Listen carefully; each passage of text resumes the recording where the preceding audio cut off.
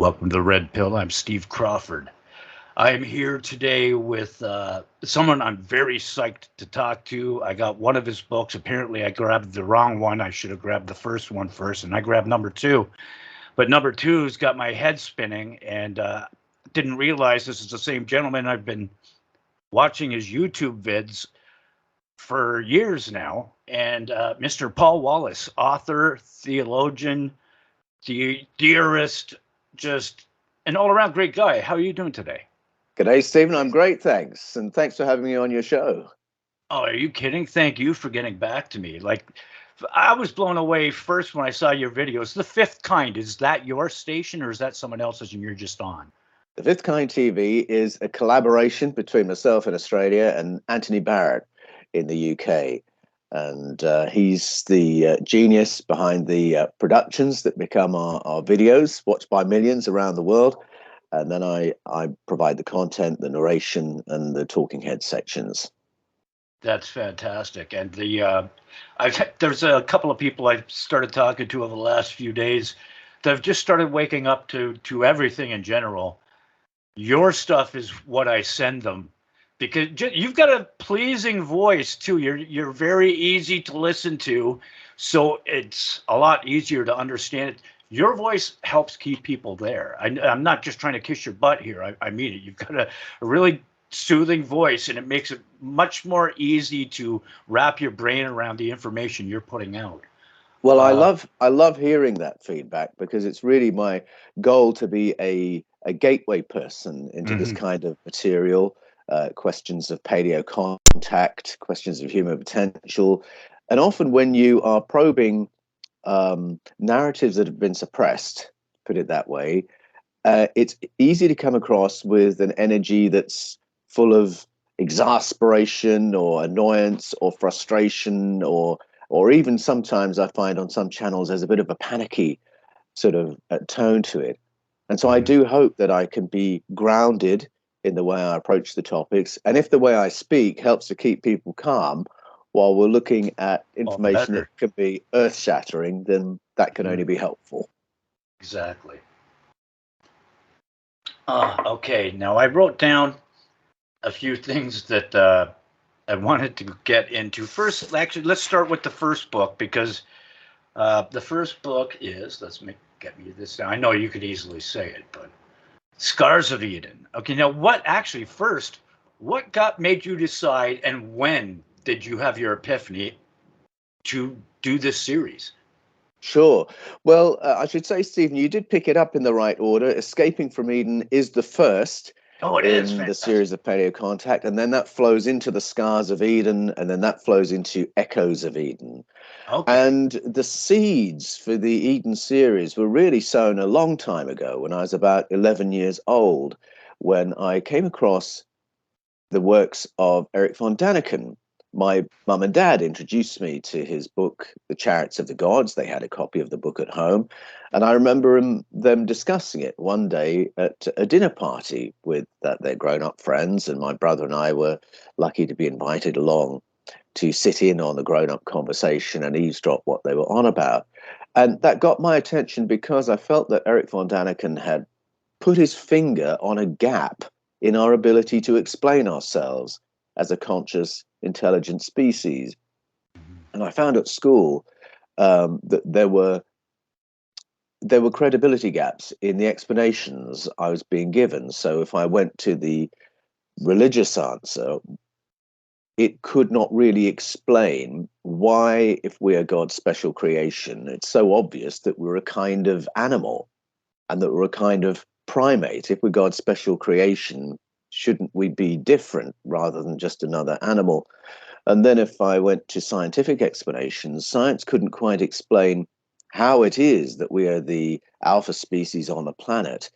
The only reason we're in that position is because of our technology, our higher intelligence, and our higher consciousness. And science couldn't explain where that had come from. What was it that gave us that and that gave us the edge? Erich von Däniken suggested the story of us would make more sense if we allowed for the possibility of an external intervention in our development as a species. I now know he wasn't the first person to say that in fact ancestral narratives have been saying that for thousands of years. So it just raised this question in the back of my mind. In a funny way, encountering Eric von Daniken led me to becoming a Christian and going into the world of ministry, where I worked as a church doctor, theological educator, archdeacon for the Anglican Church in Australia. And it was just a matter of having the time at some point to go back to those questions and realize that they are fundamentally questions of translation if I approach it as a Bible teacher. And it was through the work of Bible translation that I found the white rabbit that led me into this rabbit warren of paleocontact and human potential. Exactly. Now, it's wild. Figures this is the first storm that I've seen in a few years where you're hearing thunder and lightning, and it had to happen right now. Someone doesn't like that we're talking about this.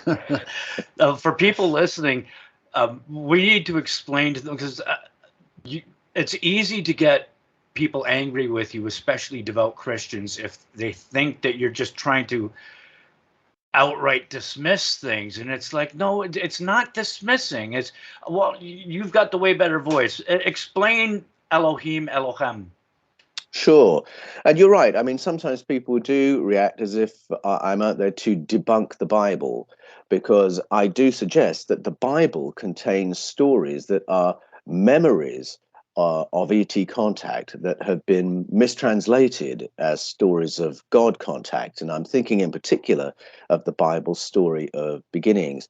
And my agenda is not to debunk the Bible at all. My agenda is to understand what the Bible is telling us. And we can only do that by accurate translation. And so my drive is always to go back to the texts and ask, what do the texts say?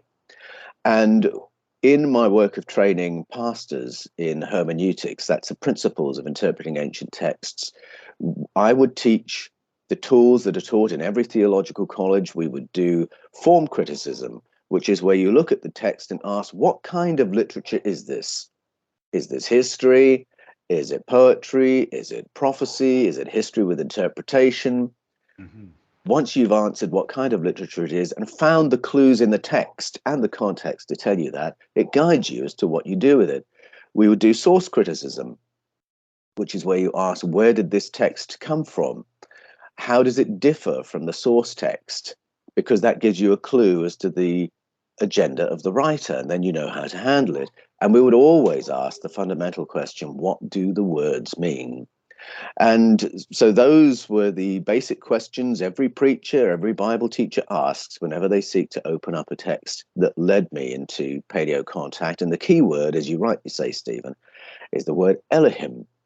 It's the oldest word the Bible uses, which gets translated as God. Except that's not where the story ends. Sometimes it's translated as God, sometimes as false God, sometimes as demon, sometimes as landlord, chieftain, angel. And so immediately you have to ask, well, what is defining how this word gets translated from text to text? Is it arbitrary, or is there something else going on? Why does it have these various meanings? And then why is it a plural word? If it means God, why is it a plural word that takes plural verbs, plural attributives, demonstrates plural behaviors? Let us make the humans to look like one of us. We don't want them too much like one of us. Let us go down and see if it's as bad as we've heard. Let us confuse their languages. Who's this us? That's a pretty big mistake to make, you know, like, oh, gee, we want everyone to think it's a singular source that is God.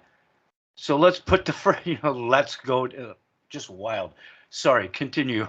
Well, you see, sometimes I get a reaction from Christian believers who say, well, us is God in the plural. You know, God is Father, Son, and Holy Spirit. So, of course, there's plurality there, except that when you read the Elohim stories of the Bible, thousands of human beings get slaughtered in the conflicts of the Elohim. So that tells you straight away that's not the Father, Son, and Holy Spirit accidentally slaughtering thousands of people when they get into a tiff. That's not the picture at all. And so what I do with Elohim is what I do with a number of words in the Bible as I go through the Eden series. And I ask the question, what happens when we use the root meaning? When we go to the etymological meaning of the word, use its most basic fundamental meaning, Elohim, the fundamental meaning of that word is the powerful ones. What happens if we read the Elohim stories as stories of the powerful ones? Don't interpret it, just put in that basic translation and see how the stories change.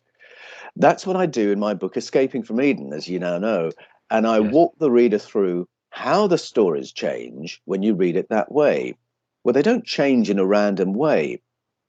As soon as you read these stories as the stories of the powerful ones, you realize pretty quickly you're looking at the summary form of the Sumerian, Babylonian, Akkadian, and Assyrian stories. Mm-hmm. Now, we didn't know this until the 1800s because we didn't have the translation key to the literature of those Mesopotamian cultures. And then in 1835, the translation key was found. It was an inscription that was shown to Henry Rawlinson of the East India Company. And then by the 1870s, you had scholars who were translating those texts and discovering what was clearly the source narratives of the Bible. And by the 1890s, you've got people like Nathaniel Schmidt at Colgate University putting out papers showing the relationship between the Bible and these source stories. Now, this was controversial.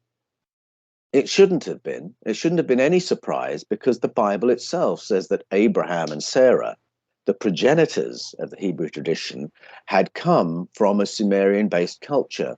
So it's no surprise they would bring their stories of origins with them and sew them into the heart of the Bible. And apparently that is what happened. But the scandal it throws up is that the stories that the Bible stories are based on are not stories about God. So when you see the parallel stories of Adam and Eve, the fall in Genesis 3, which is really about an upgrade of intelligence, the flood, the limiting of human life, the Tower of Babel. When you read the original versions of those stories in the Sumerian, Babylonian, Akkadian, and Assyrian, you realize pretty quickly God is absent from those stories. These are stories of our ancestors bumping up against extraterrestrial entities who were on the planet, who had colonized planet Earth, and who were governing over our ancestors in the deep past. So this throws up the question, how can you have stories that we've interpreted as God stories being based on the stories of ETs? And if you want to say the stories of ETs is rubbish, how can you have a true story based on rubbish? Right. It doesn't. It's like having a real person descended from a fictitious person. You know, it doesn't work. And so you do have to come to terms with the fact that the Bible stories of beginnings are the summary form of stories of paleo contact. And then you have to start doing the maths of saying, okay, well, what does this mean for our image of God? What does this mean for our understanding of Jesus? You have to do that work. And we are not the first people to do that maths, because right at the beginning of Christian history, there were very significant church fathers, significant leaders in the primitive church, people like Justin Martyr, Irenaeus, Origen, Clement of Alexandria, and Marcion, who were very clear in interpreting the Old Testament, the Hebrew scriptures, through the lens of paleo contact. They understood the Elohim stories to be about something other than God. And Origen, who was the founder of hermeneutics, the founder of Bible interpretation in the Christian tradition, said, if you take those Elohim stories as if they were stories of God, you would have to believe of God things we would not believe of the most savage and unjust of men. And that was why they knew that those stories couldn't be taken at face value. Someone who has a faith in Jesus knows straight away there's something off with some of these claims about God in the Old Testament, because he's brutal, he's unforgiving, he's vicious, he punishes to the seventh generation. He's nothing like the God that Jesus talks about and reveals in the Gospels. I And for used to many, get in that's their trouble start point. when I was young. There was Bible school, or not. It was at the church. It was Sunday school. Uh, I would get in trouble. They would have the minister come down and he'd ask me what's going on, and the one I would bring up was Abraham and his Oh, son. yes. And I was like, I don't want that to be my God. My God doesn't just go kill your son and then come out and go, just kidding, don't Yeah, kill him now. Like that when I was young, it was like, oof, that was it. And that's pretty much what, ever since then, me and a lot of people that see those stories and hear those stories are like, then I don't, if that's what God is really like, I don't want to follow that. of And that's why course. you get your atheists. Yes, of course. Exactly. If that's what God is like, you don't want to go anywhere near him. And Mhm. the Abraham Isaac story is a really great example to bring up, because if you are a reader of the Bible, then and you read it closely, then you will have worked out that it's been edited a number of times to reach its current form. So as soon as you find the holy name of God, Yahweh, in Genesis, that tells you straight away you're not reading the original version, because the holy name Yahweh was given at the time of Moses. And so when you find Yahweh in Genesis 1, 2, 3, etc., you know straight away that a writer after the time of Moses is telling you these stories, because he knows the holy name. So that tells you immediately this isn't the original form, this is a retelling. And so you get the name Yahweh and Elohim in the texts together. Now, in some texts, the writer has replaced Elohim with Yahweh. And so you get to Genesis 11 and you've got Yahweh followed by a plural verb. And that's a little clue that there's been that swap.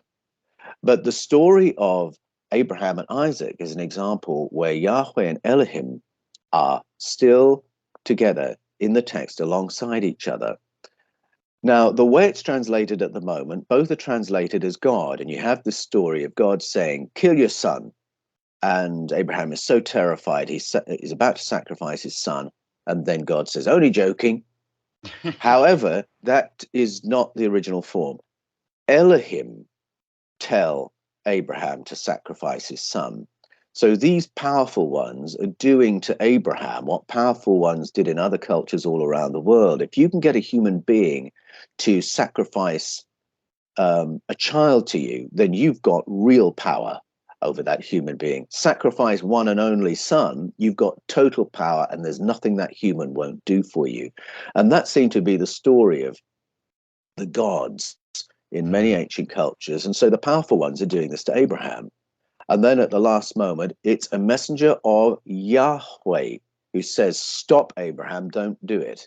You give the powerful ones something else. Give them a goat, and that's all they're getting. So you've got Elohim and Yahweh playing opposite roles in that story. Elohim want Isaac murdered, and Yahweh says, don't do it. And that's one of a number of texts where it clues us straight away that you've got a plurality of powerful beings washing around in the text, bumping up against each other, and humans getting caught in the crossfire.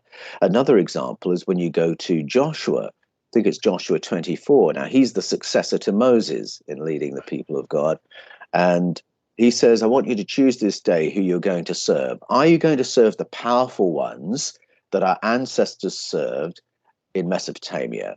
Are you going to serve the powerful ones that the Egyptians served? No, as for me and my house, we're going to serve Yahweh and serve Yahweh only. And he calls on the people to decide among the powerful ones that would seem to be competitive powers in the world of the day. And that's reflected in the Ten Commandments as well, where we're told, have no other powerful ones, don't bow down to them, don't even depict them, expunge all memory of them, serve only Yahweh.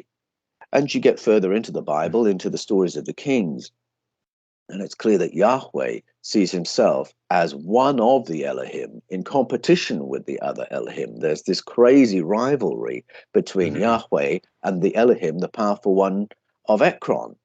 And Yahweh's very annoyed that the king has consulted that powerful one instead of him. and many texts in which Yahweh compares himself against other powerful entities, some described in draconian terms, some in much vaguer terms. And what you're looking at is a henotheistic world, a world where the writers of those books acknowledge that there are other powerful entities, but you're to serve this one. Mm-hmm. And again, you only have to be a reader of the Bible to know that's the story you're looking at, and that the call is to reject the other powerful ones and follow this one. Well, as soon as you work that out, you have to ask, who are they? Who are these other entities governing over colonies of humans and sending the humans out to war against each other?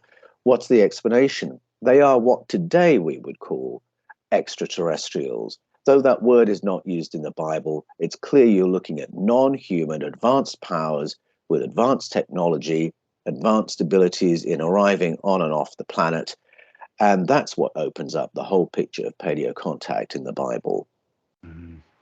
That's just it's kind of mind-bending to me. I was actually, I think it was about 3 hours ago, I was at the part where you were explaining, if you could for the listeners, the way you explain creation, if we just change it, about the darkness and all of that, I want you to say it, like, just because I will blow it. But that got me. I was just like dancing in my seat when I'm reading that. I'm like, yes, it's almost, at first I was thinking terraforming, but then what you wrote in there just totally clicked as well. So could you get into that for a little bit? Sure. Well, Genesis 1, we're familiar with reading it as a creation account.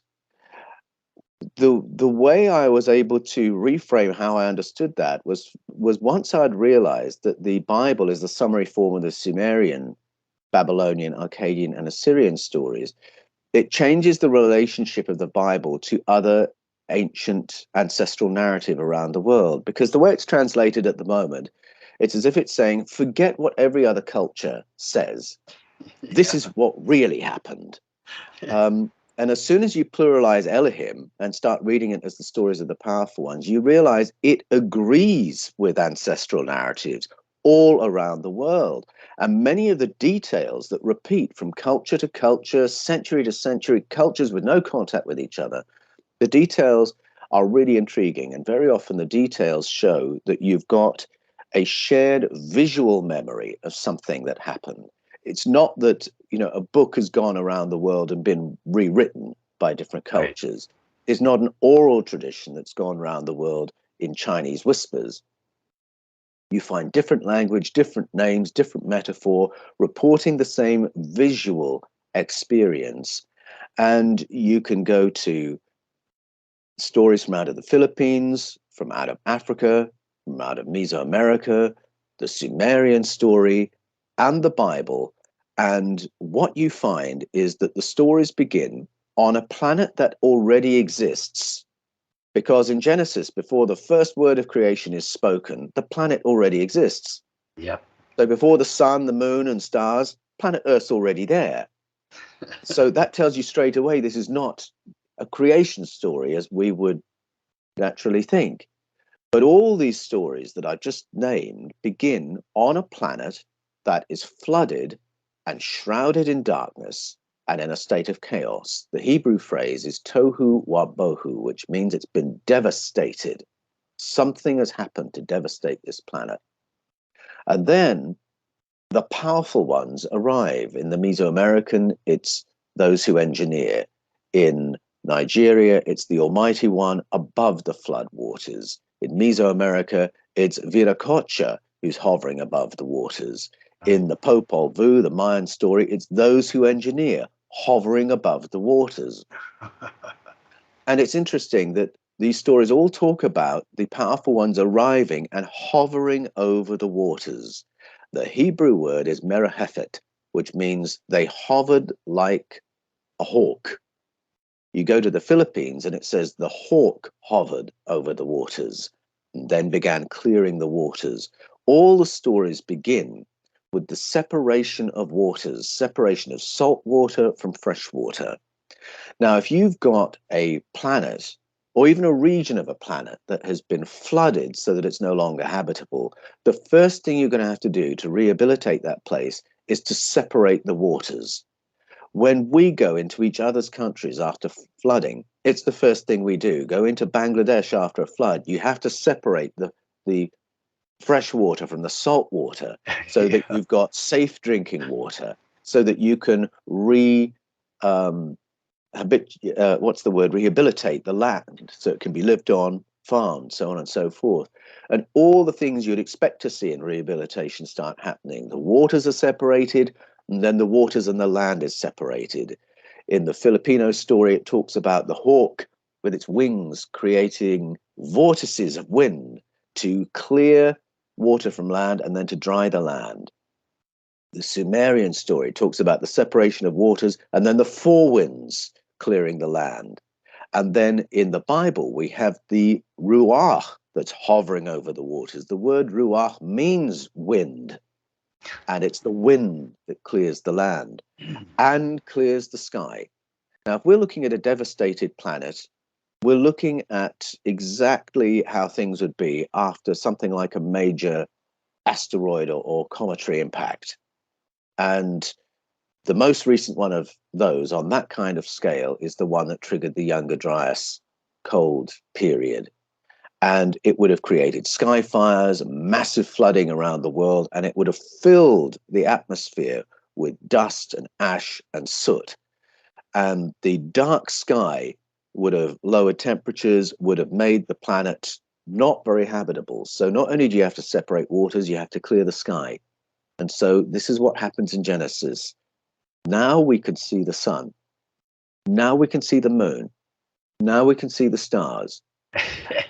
We've got an eyewitness account in the Nigerian story. It talks about seeing the powerful ones come down from the heavens on a chain. And you can see they're using the technology of their own culture as a metaphor for what they're looking at. Something is coming from outer space down close to the planet's surface and rehabilitating. And our ancestors saw it and described what they saw. And it explains, I mean, I always wondered as a child reading Genesis, we've got this creation account. Who was the eyewitness who wrote this down? How do we know this is what happened? Put the stories alongside each other, and it really is eyewitness accounts of the rehabilitation of a devastated planet and the re-nurturing of life on Earth by powerful entities with technology as powerful as that. It's only natural that our ancestors would have said, these are our superiors, these are our gods, and that's where the story begins. What does World War II? There was an island off of the west coast that had some natives there that had never seen Americans before, and they showed up and set up a base. And even after the war, they had made their own little airplane, and they worshipped it. And they worshipped, I think it was Prince Charles, not Charles, Philip. Was it Philip? Yes, Yeah, I think that's right. Yes. You know, so I have always, I can remember being 6, Paul, and saying this to people, that if that happened then how do we know we weren't just worshiping aliens that came down with more tech? Exactly, with more tech. And you see, we can go to texts in the Bible now, and because we've got technology in our world, we have a better grasp of what's being described to us than people 100 years ago, 200 years ago, 300 years ago.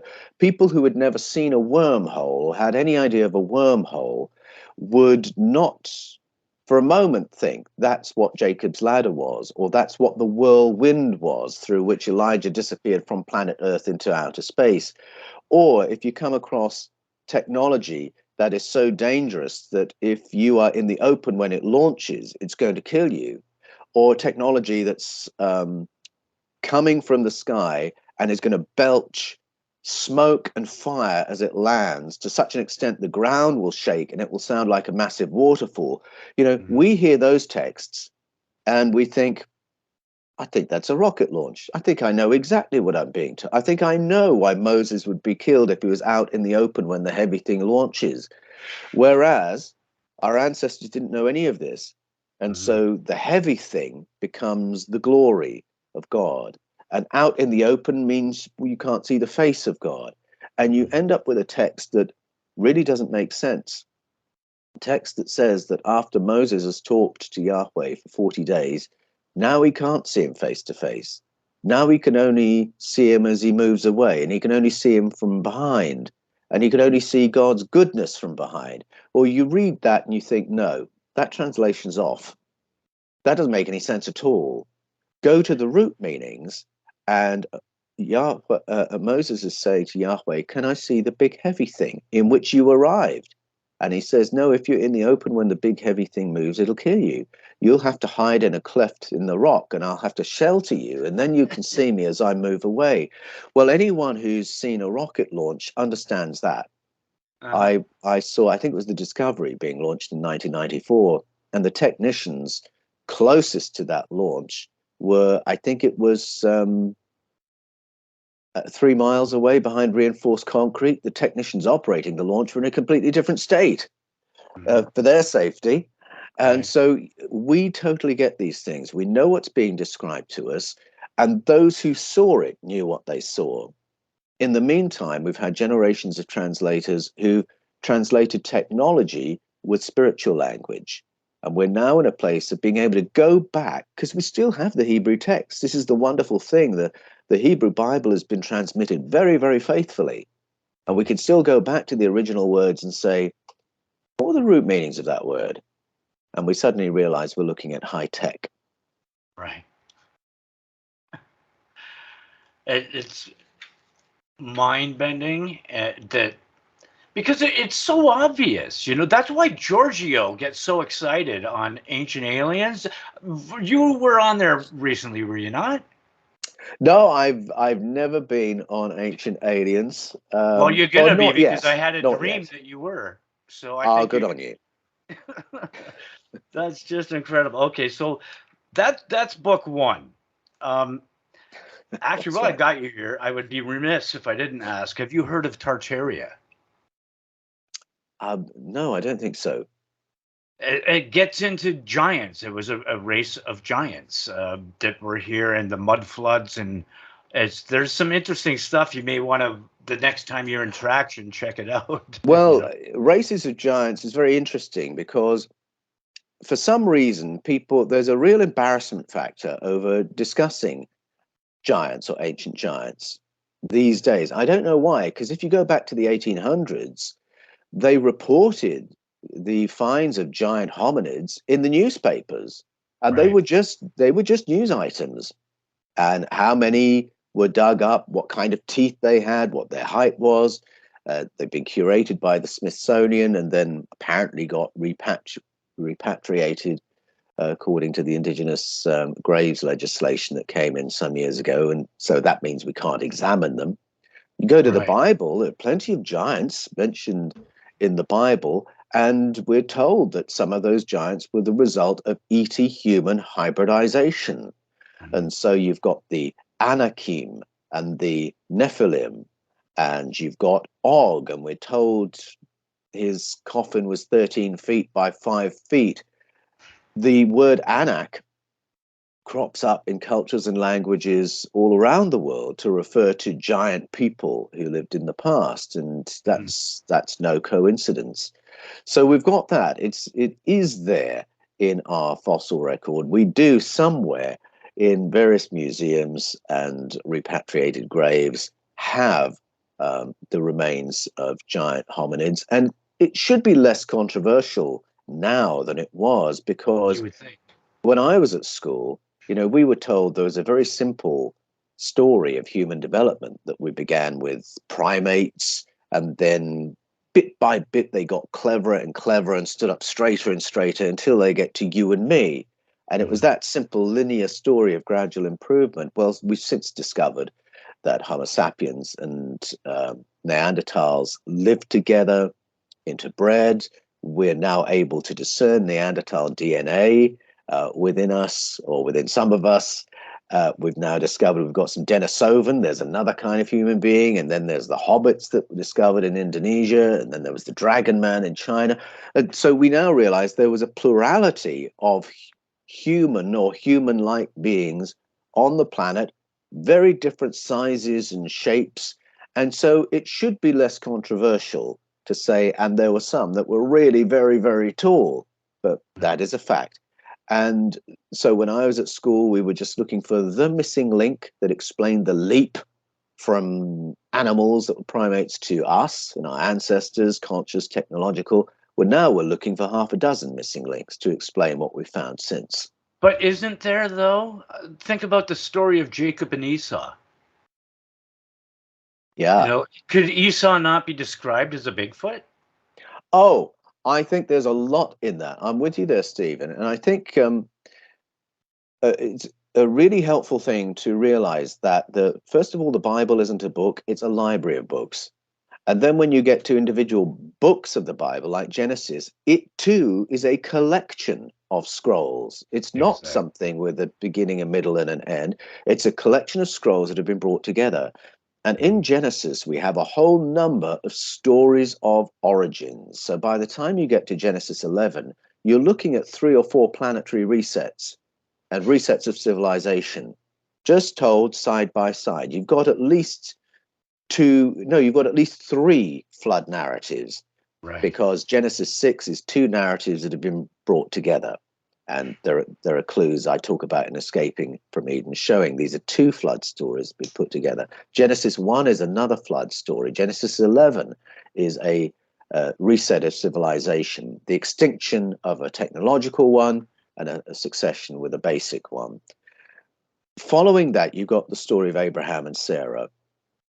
Because it's in Genesis 12, we tend to read it as, okay, we're now in history, and this is the world as we know it, and these are like modern people. Except, hold on, let's read the Bible in context once again. Let's read this alongside the world's ancestral narratives.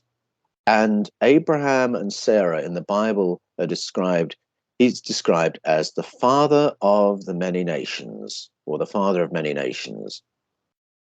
Go to the Vedic tradition in India, and you will discover a couple called Brahma and Saraswati.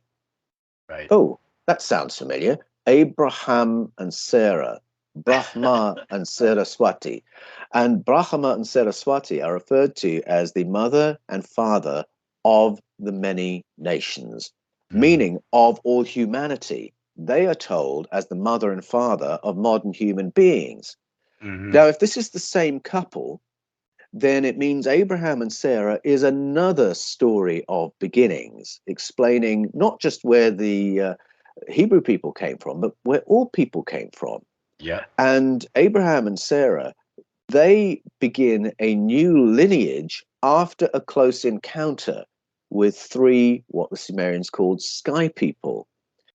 2 generations from them, you've got the story of a smooth-skinned person who's quite intelligent. And then there's a brother who is so hairy that his dad can't tell the difference. His blind old dad can't tell the difference between his son's skin and the hide of a goat. So 2 very different kinds of human being, smooth-skinned, intelligent, and then very strong, physically strong, covered in thick, coarse red hair. And the smooth-skinned human learns to manipulate and control the hairy human through offerings of food. If Abraham and Sarah are a story of human origins, then I do think this is a memory of a time when there were at least 2 kinds of hominid on the planet's surface, a smooth-skinned, clever one, and then a physically strong, hairy one.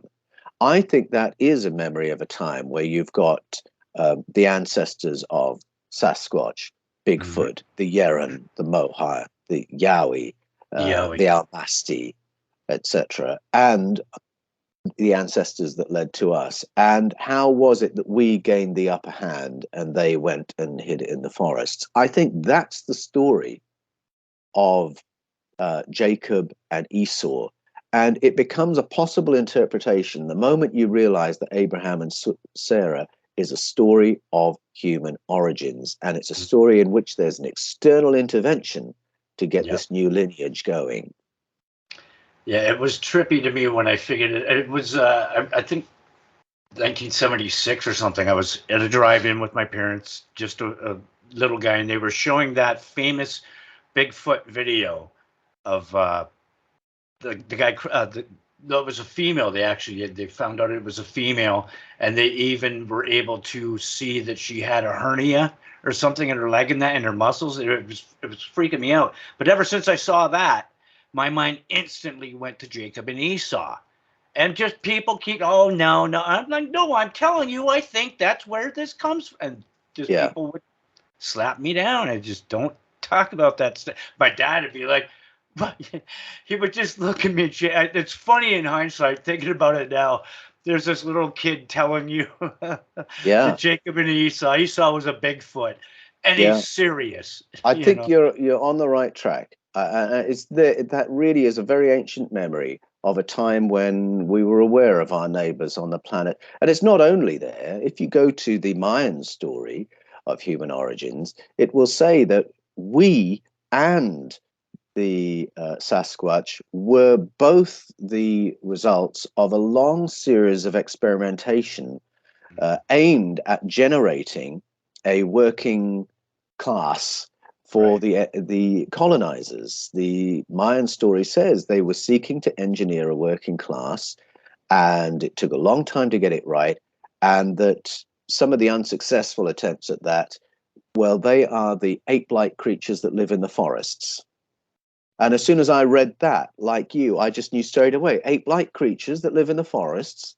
Well, that's talking about the hairy man stories. That's talking about our hairy neighbors. Every Yes. culture has language and story of those people. Why would that be if there wasn't something to remember? And there it is, told unashamedly in the Popol Vuh, the Mesoamerican story of beginnings. Exactly. It's like I'm getting chills just thinking about it. The reality that's been hidden from us is so much more magical and just flat out cool than Yes. any TV show or movie out there. That's like I spent a lot of. I don't know if you believe in psychics, and I consider myself an empath. And part of that was really messed me up. To block stuff, I became a drunk just to block stuff. It was because everyone kept telling me I was crazy, right? So Yes. if I'm crazy, I don't want to end up locked up. So what's the alternative? I'm drinking and I'm not hearing that voice. Okay, I'll just keep Yeah. drinking. Well, this is where I've gone in the latest in the Eden series, in Echoes of Eden, because I Mhm. point out that the cultures that have curated the stories that memorialize our contact with ET colonizers also remember a time when our ancestors used higher cognitive abilities. And so the Right. Popol Vuh, I was just mentioning the Mayan story, says there was a time when our ancestors could do things like remote viewing and future viewing, telepathic connection, self healing. And that this was because they were using the full extent of their brains. And the Right. Mayan story is that the colonizers found us difficult to manage when we were that smart. And so they came up with a vapor, which, when sprayed over human populations, would damage our neurological connections and dumb us down to the point where we're limited to our five physical senses. We're only aware of what's in our immediate environment. And for anything else, we have to rely on an authority telling us what's what. Hmm. And they found they could manage that. Now, that story repeats in the Bible, in the Greek stories, in African stories. And at first, it sounds like a really grim, nasty story. And when you hear about the vapor, you think, hold on, is that about the 21st century? Is Or that is chemtrails? that about the deep past?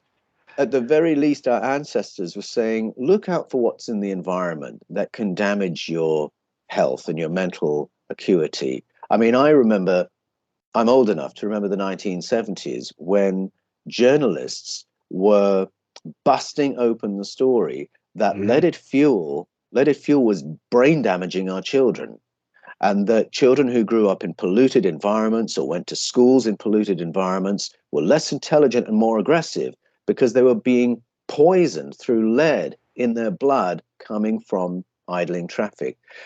And kudos to those journalists because they were absolutely right. They bust the story wide open. And it's why today we're driving hybrid cars and hopefully more of that and more electric cars and using unleaded fuel, because we don't want to brain damage our children. Our ancestors told us to look out and to be careful for those things, because absent of devices or toxins in the environment, we all have the same ancestral brains, and we are all able to begin reactivating some of these cognitive powers. It's why these same cultures have always had mystical and shamanic protocols for re-engaging higher cognitive faculties like remote viewing, future viewing, telepathic connection, self-healing. Our indigenous traditions have maintained that all the while. And I think one of the reasons that stories of our true origins have been suppressed is because the powers don't want grassroots empowerment at that level. They want a manageable population. And it's easier to manage people if they can't remote view a document on a minister's desk. And it's easier to manipulate and manage people if they can't anticipate what's coming down the line, so on and so forth. And so Echoes of Eden looks at patterns from around the world and through history in which the indigenous stories have been suppressed, in which the continuation of indigenous peoples has been attacked to try and get rid of this other explanation of who we are and what we're capable of. Exactly. I'm kind of going through that now. I've just started clearing my trying to clear the baggage from the past. You hear that all the time. People say you can't hang on to the past. You got to let it go. My answer always was how? How do you let it go? I'm starting to figure that out now, though. I've even started meditating over the last 2 weeks. The very first time I did it, after 10 minutes, stuff broke through that if I was to tell you about it right now, you would just think I was a nut job. It was so emotional, such an emotional experience. I started crying like a baby. And I'm one of those guys that, and even right now, I grew up to be a devil's advocate as far as I'm willing to believe, but you've got to prove it to me. I've got to see it type thing. Good. It's my, like, there's this woman I've recently met, and she's the one who turned me onto this stuff, got me into this app called The Pattern. And oh my Lord, does it not have me nailed? And it's like, maybe because I've been programmed to think this is all, we're all programmed to think it's woo woo and crazy stuff. And they're new age. Well, I just finally sat there and did it. And the very first time I'm remote viewing and seeing what could be my space family, if you will, it's just freaking me out. So when you think about that, and even at the beginning, the onset, I bring this up, I was talking with Mary Rodwell about it. They created something that they don't even know how to, that's why they're constantly checking on us, because they don't even understand how, or maybe they do, but they're like, wow, these guys are magic. This environment is magic. When we shut down those first 2 weeks, the air cleared, the water cleared, animals were coming back to the city, nature was reclaimed in 2 flippin' weeks. So just imagine, and the human body, they have to spray us and do all of this other stuff just to try to keep us sick, but our body wants to constantly heal itself. So it doesn't surprise me at all that hearing that story about the chemtrails of the past, and these guys are too smart and they can move things with their mind and they can read our minds. Yeah, they wanted to dumb us down. Of course. And I've been really excited to see how many people over the last couple of years, their response to everything that's happened has been to get closer to nature and to clean up their diet.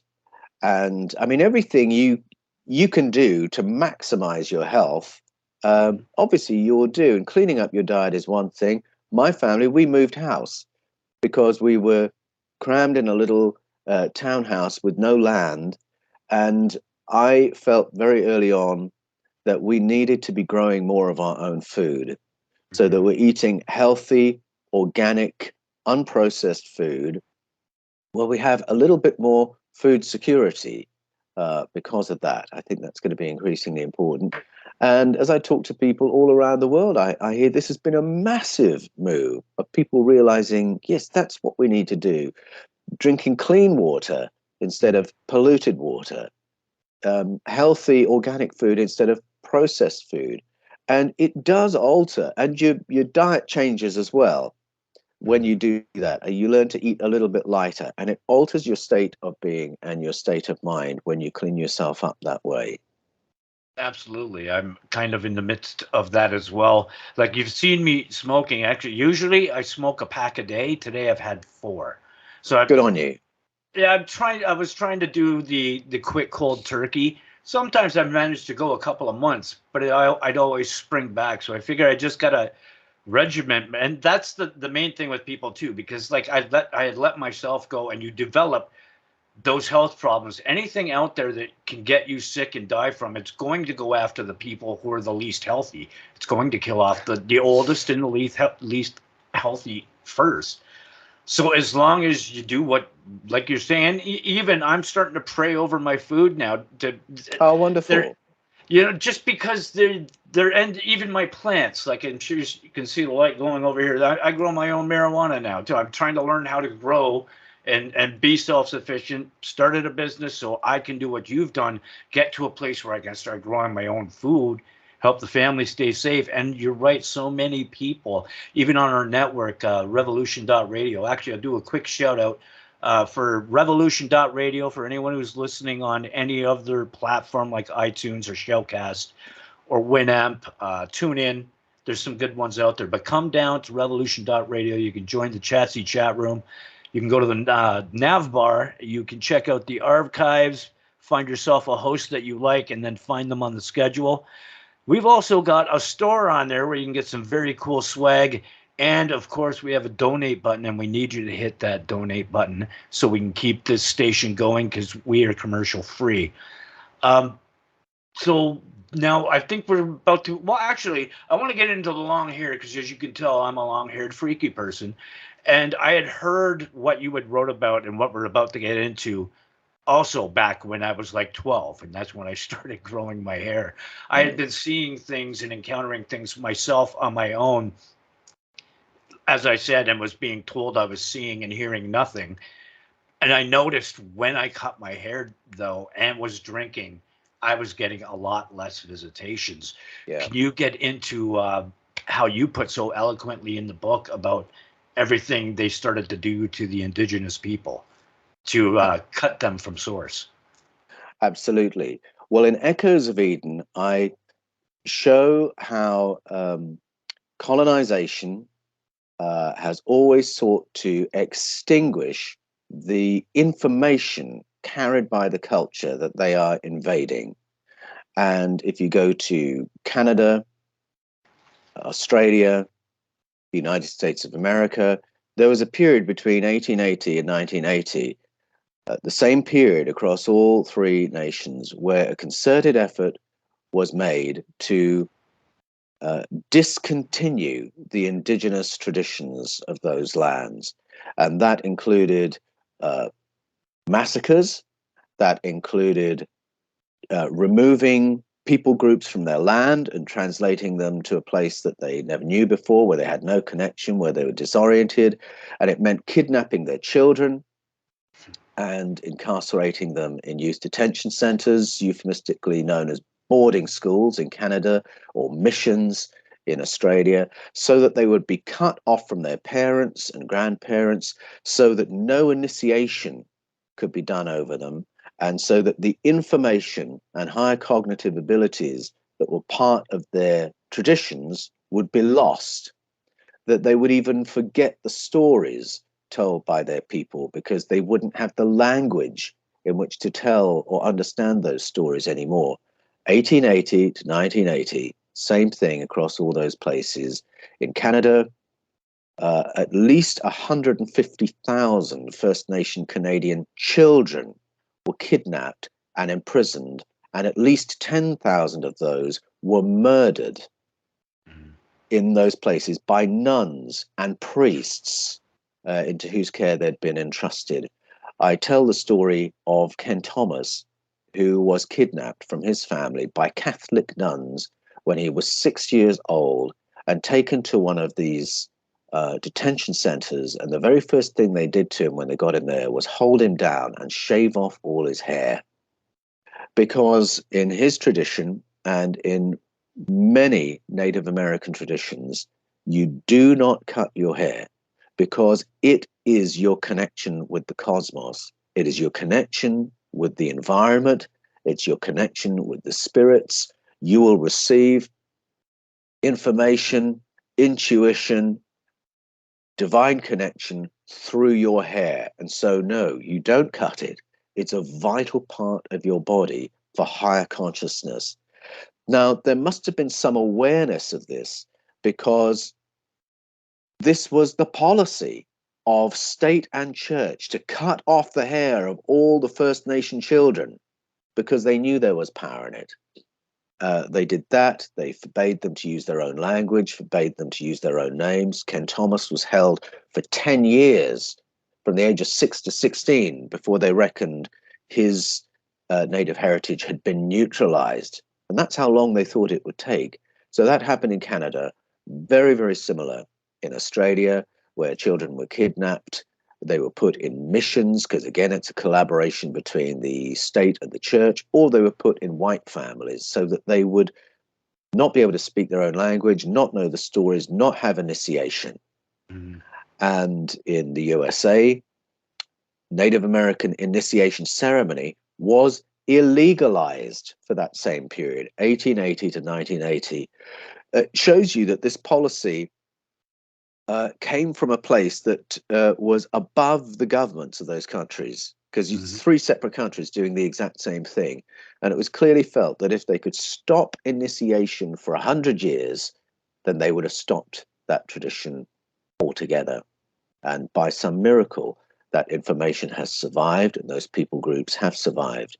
But the cutting of hair that you mentioned was done very deliberately because they wanted to avoid any possibility of First Nation, Native American peoples retaining any of their higher faculties, any of their facility in remote viewing or future viewing or precognition or telepathic connection. The whole purpose was to defeat, overwhelm, and extinguish this people group and minimize them in every way possible. That's where the cutting of hair comes in. And you will hear stories in cultures around the world that tell you there's power in that. If you find the indigenous wisdom of England, you're likely to be hearing it from a woman who never cuts her hair. Right. Even in the Bible, you've got the story of Samson, whose great strength, who, when we say great strength, we mean higher powers were vested in his hair. And that's why his hair must never be cut. And once his hair was cut, he was just another human being.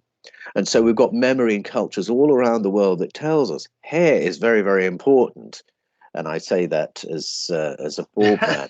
So I'm not saying that to advantage myself in any way at all. It is just a piece of information that the more you hear it repeated from culture to culture, the more significant you realize it is. Absolutely. So, like, that was the thing too, back to me being a child in church, that was my favorite story. That was the one I always asked them to tell over and over. I would watch the movies about Samson, all the biblical movies that would come out. And then hearing about what they did, seeing these things myself, that's, I think, when I first started cutting my hair, actually, because my mother used to let it stay long. And I saw my grandfather had died in an accident, and he showed up at the foot of my bed. I mean, he was in Manitoulin Island here in Canada, and I was near Niagara Falls. And I woke up for some reason from a dead sleep, and there's my grandfather, full figured, but like full body, but translucent. Full body apparition, they call it, but translucent. And he was crying, and he reached his hand out to me. As I reached out to grab it, he pulled it back, put his head into his hands, and disappeared. Right then the phone rang, and my father ran down the stairs to answer it, and within a couple of minutes he started crying. And everybody, my mother's like, well, what's going on? And he said, my father just died in a car accident. I said, I just saw Grandpa upstairs. Boosh, backhand. Of course, though. Oh, I mean, I didn't blame him. His father he was like emotional that he didn't get it.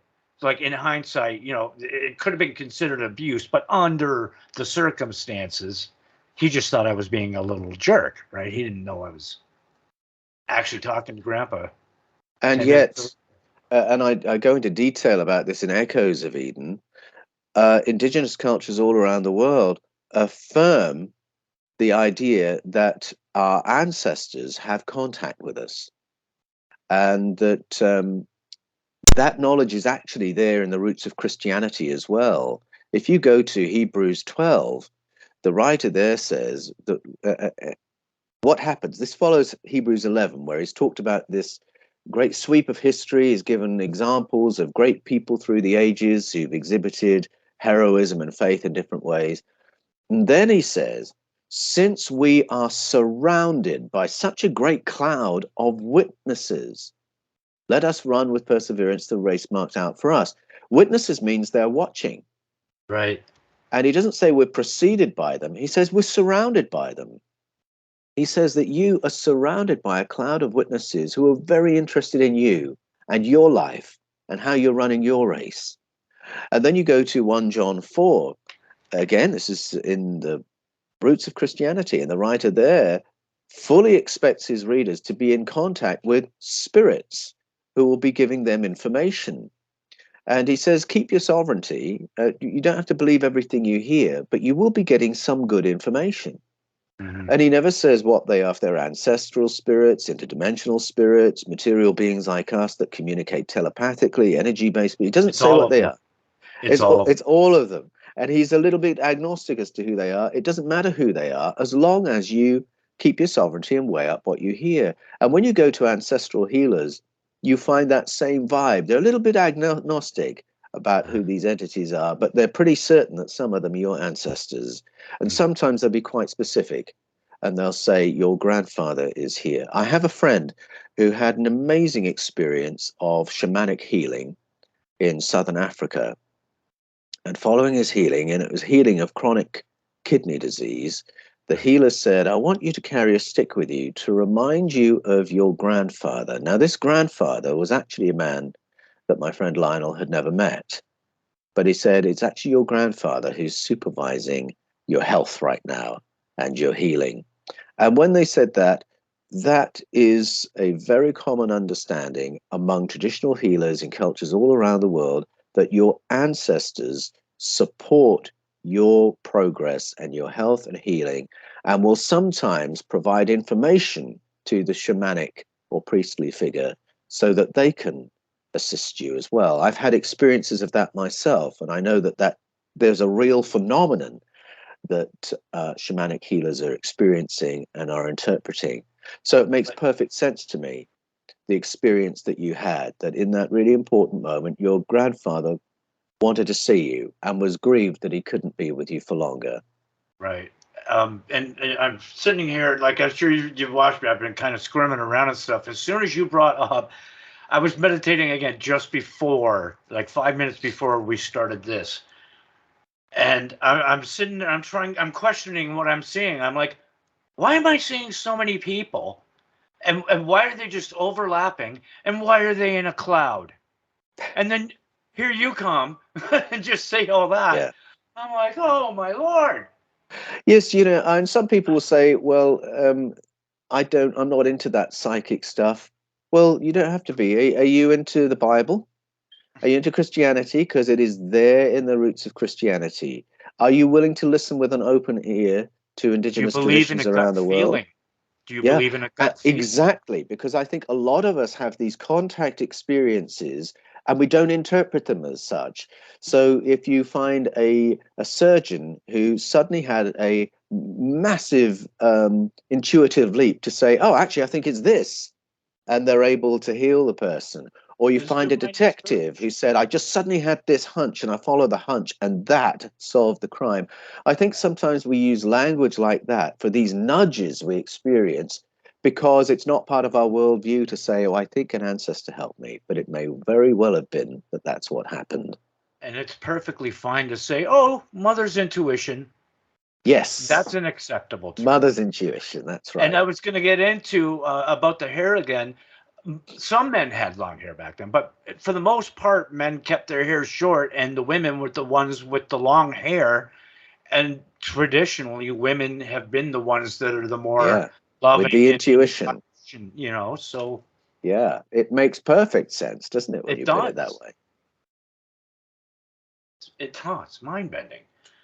Okay, so I think we started touching on Scars of Eden. Is that what you get into in Scars of Eden too, or let's just discuss Scars that? of Eden? Yes, these books all overlap. So, Escaping from Eden, The Scars of Eden, Echoes of Eden, all talk about similar territory. In Escaping from Eden, I asked the question: does Genesis teach that the human race was created by God or engineered by ETs? And I open up the whole topic of ETs in the Bible and what the stories of origins really are. In Echoes of Eden, I asked the question: what secrets were buried? What secrets of human potential were buried with our ancestors' memories of ET contact? And in The Scars of Eden, I ask: has humanity confused the idea of God with memories of ET contact? And I point to evidences in our psychology as a species and in our geopolitics that are the aftermath of the time when we were governed over by entities that were not human. And those are the stories I identify in the Bible and other world mythology and ancestral narratives. So in The Scars of Eden, I look at, for instance, many of the culture wars that we're fighting right now, wars over access to clean water, access to food, access to medication, access to health, access to information, education, how many human beings should there be on the planet, how long lived should there be, so on and so forth. We've got massive culture wars over farming right now, a conflict between the traditional, organic, rotational patterns of cultivation over and against industrial scale petrochemical GM-based farming. The clash between those two models of farming, I argue in The Scars of Eden, is rooted in two different interventions in our history as a species. The organic, natural, rotational was a lesson in agronomy that came to us, I believe, around 60,000 years ago. And the GM, petrochemical, industrial scale was something we learned about 10,000 years ago. Separate interventions in our story that set us on a collision course, and we're now experiencing the collision. I ask questions like, why do we think of, when we talk about strong leadership, why is it that so often we're thinking of leadership with no compassion? Leadership that will say, we are going to do this, I don't care how many people it hurts. This is the policy. I remember years ago a new prime minister came in Great Britain. I won't say the name because that's not really the issue. And he said, you are going to work longer hours, harder, for less pay, less reward. You're going to have less provided you for the state, and you'll thank us for it. Yeah. And people said, oh, strong leadership. Why is that strong leadership? Why don't we call it strong leadership when someone comes along and says, we won't make any decision until we've considered all the impacts of what we're going to do, listen to everyone that it will affect, listen to everyone who has a voice, and then we'll come to an agreement as to the best way forward. People think that's weak leadership when actually it takes far more skill to do that than the strong leadership. And I think the idea that strong leadership is compassionless leadership comes from a time when we were governed over by non-human entities who naturally had no fellow feeling towards us. You go back to those stories of wars in the Old Testament, where the powerful ones sent thousands of human beings out to war against each other with no cost, the human cost totally irrelevant to them. I think that's where that idea comes from. Why are we so hardwired to serve superiors instead of helping one another? My grandmother, the first job she did was as a servant in a house. It was the Downton Abbey sort of era. And there was this grand house that had 5 family members living in it. And it took 50 servants to enable the 5 to enjoy a life of luxury. And if your daughter was one of the 50 servants, you'd consider it as a great opportunity that you would spend 24 hours, 7 days a week serving these 5 people. Right. And I remember hearing some people interviewed who began their working career as my grandmother did. And the interviewer listened to them talking about the family of 5 and said, "You talk about them as if you think they were better than you." "Oh, they were," was the answer. "They were." Well, where does that come from? We are so easily manipulated into serving those above, so the 99% serves the 1%, so we gaze in adulation at royals and Kardashians and all the rest of it. Exactly. That's why royals are here. Exactly. What if we were to reprogram ourselves and say, no, we're going to serve one another? When you listen to the spiritual greats like Jesus and Buddha and Lao Tzu, very often that's what they're doing. They're reframing the idea of worship and obedience. Instead of it being about passive people, worshiping something superior, serving those above them, these greats say, no, worship is we love one another. Service is we serve one another. And I think there's great power in that. Many cultures around the world tell the stories of dragons. And that's the story of non-human entities governing over ancestors. And the story always goes that the human beings reach a point where they realize that if they act together, then the dragons can't dominate them and abuse them anymore. Unless there's that agreement to do what the dragon says, they've got no power. And the story always reaches the point where the people realize they have to come together and look after each other. And that's the end of the dragon's reign over society. Now, whether you take that as a myth, a metaphor, a fable, there's phenomenal power in that story. I happen to think there's memory in it as well. And that's why I love going back to the teachings of Jesus and realize that when he says that loving God is really about loving one another and loving the most vulnerable among us, he's giving us a tremendous gift with that insight. Absolutely. I couldn't agree more. I mean, hell, we found hobbits, right? They've pretty much proved that hobbits, and you get into that in the book too, don't you? I mean, well, yeah, that is part of the populated planet. That is our story. We've now found them in Indonesia and understood there is this great plurality of beings. And again, it takes you back to the ancestral stories about little people and giants, and you realize, oh, perhaps those weren't fables after all. Perhaps that really is deep memory of how our planet used to be. Well, it really makes you use a more discerning eye when you're watching movies too. Like I dissect movies now, especially when they get the blatant ones, like say that Captain America Winter Soldier, when they're right out telling you about Operation Paperclip and stuff. It's like, oh yes, even kids' cartoons about the Illuminati. I've got a clip. I'm going to add it to this interview probably shortly after what we're talking about right now. We have been here for the several hours. Yeah, maybe we're looking in the wrong place. Do you hear that? No. Listen. Shh. We hear the nothing. What is it, bro? I hear something. Shh. It's my gut, and it's telling me something. What's it telling you, bro? It's telling me that I'm on to something. And that means it's time to dig deeper. With your brain shovel? That's right. Robin, I think it's time to stop. I knew it! Something! The symbol of the Illuminati. Yes! Master Detective!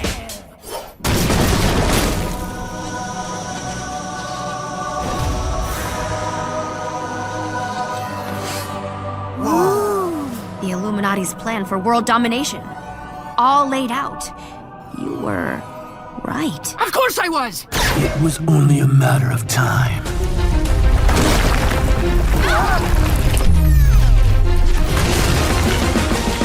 We cannot hide from the Master Detective forever. I am Lumino, head of the Illuminati!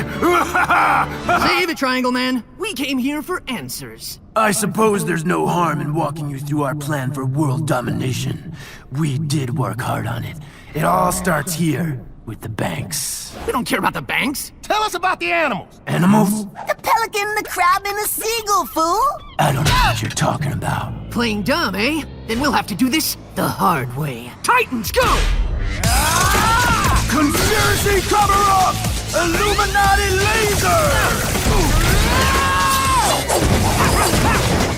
Conspiracy grind! Grassy no game!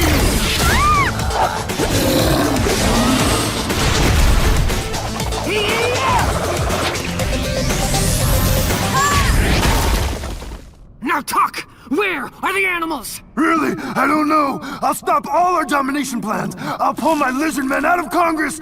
We'll stop using Hollywood to hasten the New World Order. Just let me go. And they're talking about the Illuminati and just making it seem normal.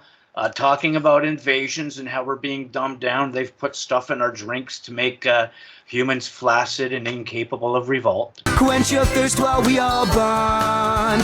Don't wait, reach for a reach. Yeah, in strawberry, mango, or in peach, reach for a reach. From LexCorp and The Reach. This consumable contains the Reach's additive, which combines microscopic quantities of two chemicals. One is a dopamine polymerase, the other an adrenaline inhibitor. Taken over generations, they will slowly addict the entire population to Reach and make the people of Earth placid, literally incapable of revolt. You know, it's... Yeah.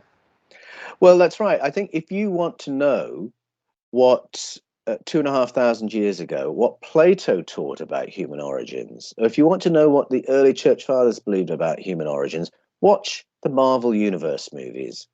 There you go. Because those are the stories they're telling very deliberately, very consciously. And so you do have storytelling canons. And I really applaud what the Marvel Universe is doing right now, because they are giving the information to us in story form. And when it happens, you know there's something here. You know you're resonating with this, not just because it's a good story. There's something in the story. And there are many storytelling canons like that. Planet of the Apes would be another. Absolutely. Tarzan, The Jungle Book would be other examples. Prometheus would be another example. All sorts of channeled and ancient information in Star Wars and in the Star Trek canon.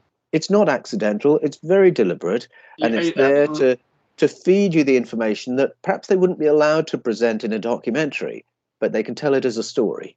Exactly. But in a way, it's also mocking those that get it, because we're like, see, they're telling us, but they're putting it into a format that helps make it hard to believe because it's just a movie. Or it's there may be something of that. There may be that sort of misinformation aspect to it, but I actually think there's far more. You know, writers are very special people. Writers are readers, and I think that what's being put into the Marvel universe is being put in there very sincerely to get information out there, so that even if it's told in story form, you get the information and you will begin joining the dots and recognizing the patterns. I started adopting. I loved Thor. I thought I was going to hate that movie. I really did. And then I watched it. And now when I'm getting into little art, we have our Skype host chat where the hosts and the management can all talk together. And they have their little flat Earth versus globe Earth battles and stuff like that. And I like to pipe in and say, Odin is my god and Thor is my savior. And that's just as a joke, but I'm starting to see things more in that way of dimensional visitation, much more so even than like extraterrestrial. See, I'm thinking there are other places, but I think they're coming here from other dimensions where there are other planets. These other dimensions. Yes. I think that's all true. I think many of our stories are very three-dimensional, other beings from other planets. It's very nuts and bolts. But then when you go into the ancestral stories or listen to people like Plato, you are hearing stories of interdimensional contact as well. And sometimes they will use that language and sometimes they use other language. The ancient Celts had the stories of the sea. The Aboriginal Australians have the story of the dream time. And these stories are stories of realities in other dimensions that are adjacent to our own and that impact our own, and that through altered states of consciousness, you can begin to tune into these other dimensions and get information from them. And it's not just, woo-woo New Age people who talk that way. Traditional cultures talk that way. Plato generated a lot of his material from that kind of contact and was very open about it. And it amazes me how out there this information has been.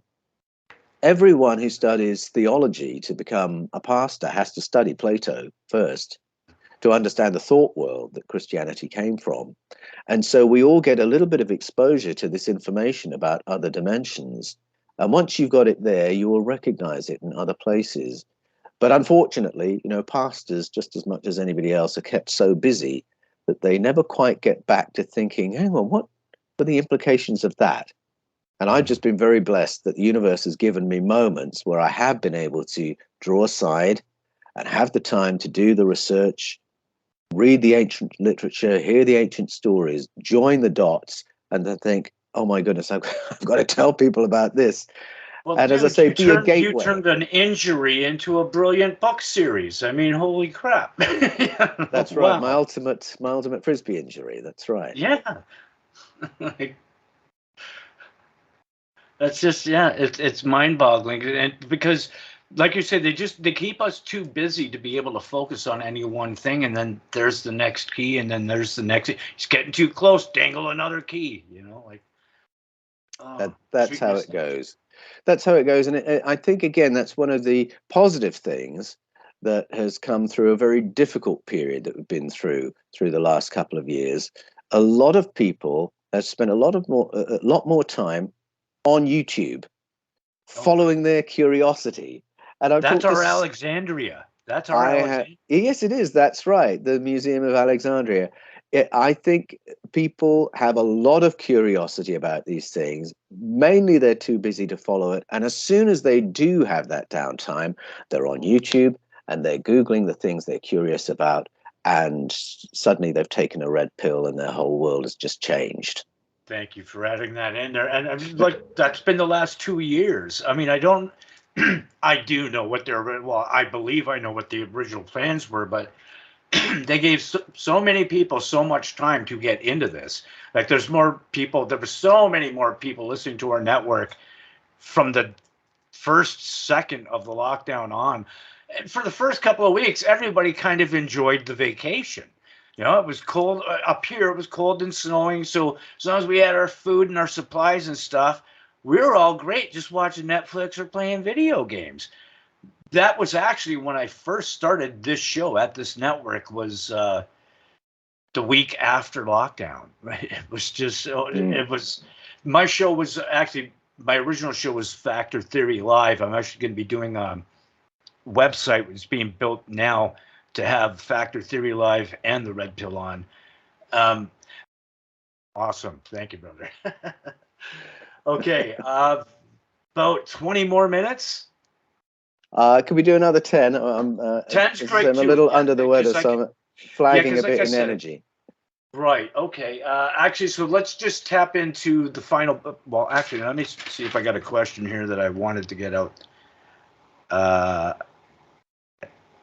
Okay, yeah. One is, do you already have an idea for another book series, or at least another book to start a possible series?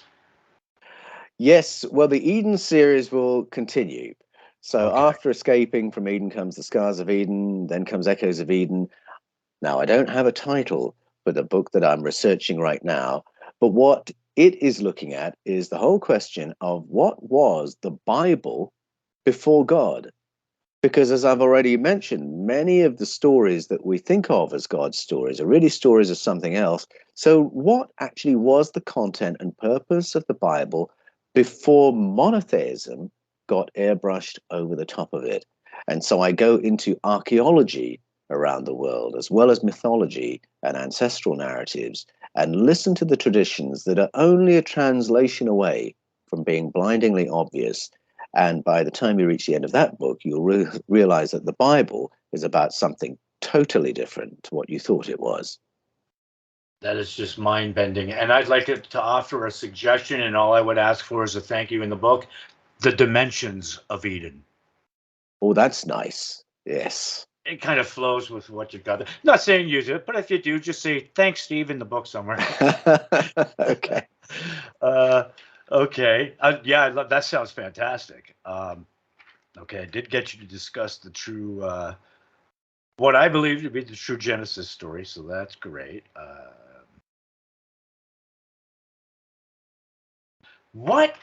That's what I like to. Okay, now I talk to many people, and I keep an open mind about everything, because you have to, because honestly, unless you've got a rocket ship or a time machine, you can't really prove anything.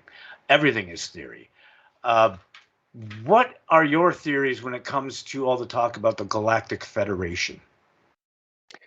Well, this is a very topical question, because it was Christmas before last when Hayam Eshed, Brigadier General Hayam Eshed, came to met the press, and he said that on the basis of his experience, all right, what was that? Well, for 27 years, he was Israel's chief of space security. And on the basis of that experience, his understanding, he said, is that there is an intergalactic federation of spacefaring civilizations who are already in contact with us at a covert government level. But they've chosen not to self-disclose until a time when we, the general public, have a more developed understanding of what space is. Right. Now, it's incredible. That is an incredible statement. And even more incredible is who said it, that it is somebody of that authority speaking. And he wasn't debunked by anyone in government. He just came out and said it. Mm-hmm. He's repeating what we have heard from other significant people, such as Paul Hellyer, the former Minister of Defense for Canada, has said exactly the same thing. Mm-hmm. Ed Mitchell, the sixth man to walk on the moon, said exactly the same thing numerous times. He put it in challenge form because he was challenging the US government to come clean about being in contact with a federation of spacefaring civilizations. Now, when they use that language, it's just another phrase for what the Bible talks about when it talks about the Sky Council. And that's just the Bible's version of what the Sumerians talk about, and what the Vedas talk about, and what the ancient Norse stories talk about. They all talk about there being a federation of ET demographics, a range, a spectrum of ET demographics who have an interest in planet Earth, who feel they have a stakeholding in Project Earth, and who sometimes conflict over how Project Earth should go. That's why there's a federation, sort of holding each other at bay and keeping things going on the basis of non-disclosure, and for the most part, non-interference. Now, I say for the most part because every culture around the world has stories of interference. Yeah. Stories of contact, stories of abductions, stories of hybridization. And whether that's leakage or whether those are the terms of the agreement, well, I can't tell you that. I can tell you that that has been our experience. So I think it's very real. I think if our ancestors have said it for thousands of years, and if we're now at a point where Dmitry Medvedev, the former prime minister of Russia, says we're in contact, and where Paul Hellyer says we're in contact, and Hayam Eshed says we're in contact, and Ed Mitchell says we're in contact, I think that's a coherent picture. And it's a picture that has been told us for thousands of years. So at the very least, I'd say it's a picture we should take very, very seriously. In the Scars of Eden, I say it's impossible to understand why things work in the world the way they do until you acknowledge there is a non-human layer to the governance of the planet, just as our ancestors have told us. Mm-hmm. Like if society, the government, mainstream would just take, and science especially, if they would just take the supernatural into account, just the possibility of it, everything makes sense. Not just the Bible, just about everything. Well, If people want scientific voices speaking into this subject, the best places to go are DNA research, because from the 1960s on, there have always been top DNA scientists willing to go on the record and say that life on Earth came from off planet. So go there. And you can go to neuroscience as well and follow the neuroscientists who study a thing called acquired savant syndrome. And they are serious peer-reviewed scientists from around the world who will talk about what we were saying earlier about our brains having higher cognitive abilities that can be tapped. Right. And so there at least you've got communities of scientists who are willing to go into this kind of territory on the basis of science and say there's a different way to understand the human story and understand our own potential. Absolutely. And you know what? I think we'll end it with that. This has been Paul Wallis. His books are incredible. They've got to be. The first one is. So the other two I can't wait to get. And hopefully his in the next year we'll have, or two at least, we'll have his newest book, The Dimensions of Eden, come out. Paul, I would love to have you back on as soon as you're done your immediate press tour after this book. Once you've had a chance to relax. Actually, I was going to start the show with a joke because there's so much that I want to get into that between all your videos and your books that the first thing I wanted to do was book another show before asking you questions. But yeah, so thank you so much for getting back to me. This has been a great and very eye-opening conversation for me, because like I said, even I was meditating just before we started talking, and I was wondering why it looked like I'm looking at a cloud with a bunch of people in it. It was literally a cloud. I thought it was figurative when people say that stuff, but it was literal. So Thank you so much. Listeners, once again, what is your website? Sure. You can find me at paulanthonywallis.com. That's Anthony with an H, Wallis, Wallis, paulanthonywallis.com. You can get into conversation with me there. If you want to do coaching with me, go to my website there. You can also find me on the Fifth Kind TV on YouTube and on the Paul Wallis channel in YouTube.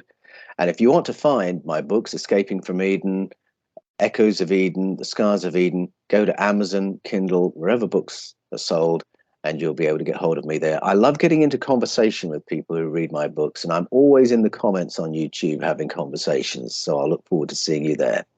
Absolutely. And that's not just woo-woo, him saying that. That's how I found him and how I got him on this show. So thank you very much, Paul. You have yourself a great night, great afternoon, I guess you're on right now. This has been Paul Wallis, Revolution.Radio, The Red Pill. I'm Steve Crawford. Have a great night, people. My name's Paul Wallis. I'm the author of Escaping from Eden, Echoes of Eden, and The Scars of Eden. And I've just been red-pilled by Stephen Crawford.